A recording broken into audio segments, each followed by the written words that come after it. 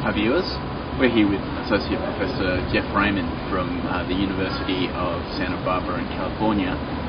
Partway through an interview he gave at the International Conversation Analysis Conference in Mannheim, where he's talking about how actions and interaction can be accelerated, retarded, held or retracted. This video picks up just as he's talking about how actions can be held. So people can accelerate their action, they can retard or slow down its production, they can suspend its production. So we have a couple of cases where people suspend what they're doing as a way of indicating some kind of trouble. Of course, that can happen in talk as well. But in one case, somebody is showing a restaurant bill asking, "Is this yours?" And the immediate response is no. And instead of then retracting the bill to begin to search for some other sort of thing, he says, "Is this yours?" "No." And the person can see that he's inviting a second response precisely by the fact that he's had his hand extended out there. So that's a kind of a basis for action and a form of action. And then people can retract what they're doing. So you can reach for something and see that it's not going to be there and pull back. And there are various kinds of retraction.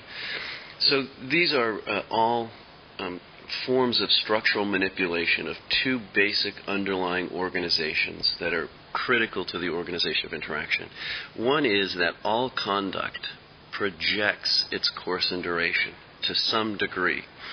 So a turn at talk can project its course and duration so that you can anticipate precisely when this utterance is coming to a possible completion.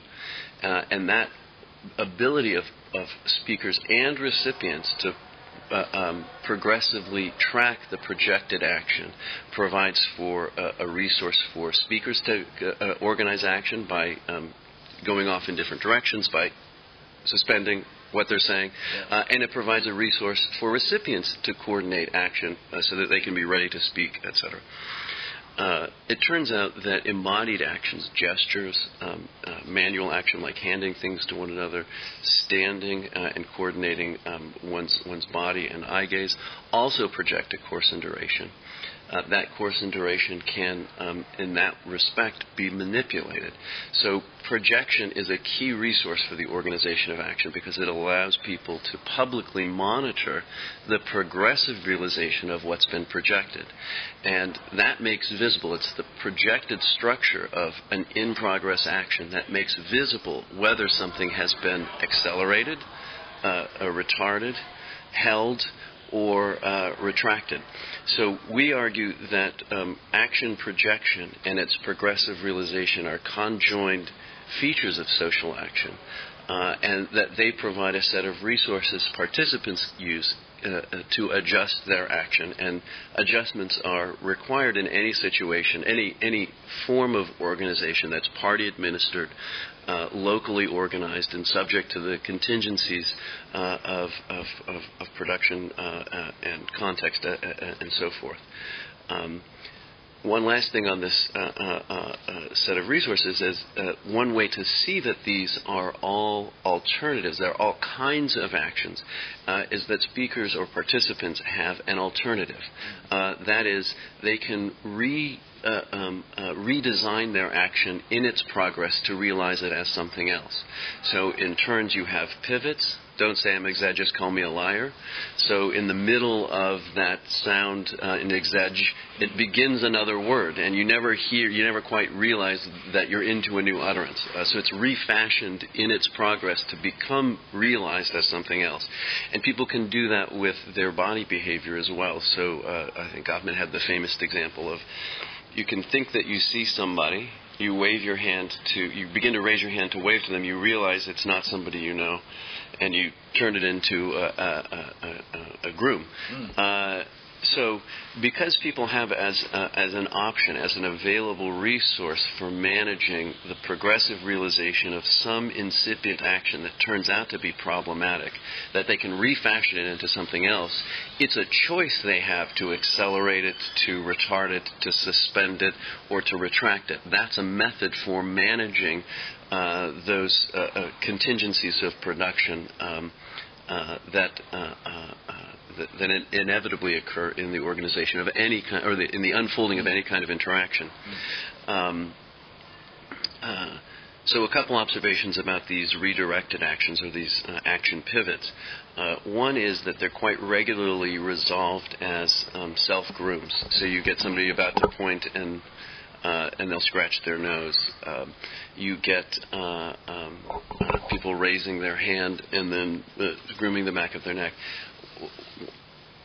So that's kind of interesting, because why the body? Well, it turns out that one's body can be an accountable target for one's own actions that others can't question. You can always have an itch someplace. You can always have a hair out of place that's available to be groomed. And so it provides a ready landing place for any bit of conduct that begins as something else, and you need to redirect it into that. So one thing we've done is start to look for self-grooms. And it turns out you can find, if you look for places where people groom themselves, you can often find that they began as something other than a self-groom. So how might you unpack that began as something other than a self-groom? What kind of evidence? It's a very good question, because the successful pivots are never going to be available to us. And so they only become really available when they're realized just far enough that the pathway somebody is on couldn't have been the pathway to whatever it ends up with. So if you have a case or somebody, and this is in Stew Dinner, the father begins to come out with a point at just the point where the mother says, can I have the rolls, please? And then he comes up like this. Yeah. So it's just far enough out that it can't be that. It's also nice that in that case, and he says, and can I have the butter? So the thing that he might have been initiating with his finger coming out is then subsequently realized in a different position as a reciprocal request as opposed to a first one. So you want to have some initial cases where it's very clear like that, where there's evidence in the internal realization of it that it was recognizably designed to begin as something else, and then turned into a different kind of action. And then the thing that it was recognizably on its way to being was then realized in some other way. That's pretty good evidence in that case that it was. And then that provides a basis for seeing in other cases where this happens.